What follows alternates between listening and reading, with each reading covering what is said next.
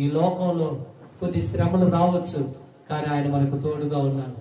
అయితే దేవుని బిడ్డలారా, మన నుంచి ఆయన కోరుకునేది ఆత్మీయత మాత్రమే. నువ్వు చేసే ప్రార్థన ఆయన కోరుకుంటున్నావు, నువ్వు చదివే వాక్యము చదవాలని ఆయన కోరుకుంటున్నావు, నువ్వు క్రమంగా మందిరానికి రావాలి, నువ్వు క్రమంగా బలలో పాలు పంచుకోవాలి, నువ్వు క్రమంగా ఉపవాసములు ఉంటూ ప్రార్థన చేయాలి, నువ్వు నమ్మకంగా బ్రతకాలని, నువ్వు ఆయన కొరకు ఎదురు చూడాలని. ఇదిగో ఆయన ఏదో ఒక రోజున మన మధ్యకి రాబోతున్నాడు కనుక బుద్ధి గల కన్యకల వలె సిద్ధపడి ఉండాలని ఆయన కోరుకుంటున్నాడు. అంతే బిడలారా, ఆయన రాకడ ఆలస్యమై మన పోకడ ముందు ఉన్నదనుకో సిద్ధపడి ఉందాం. ఒకవేళ ఆయన రాకడే ముందనుకో సిద్ధపడి ఉందాం.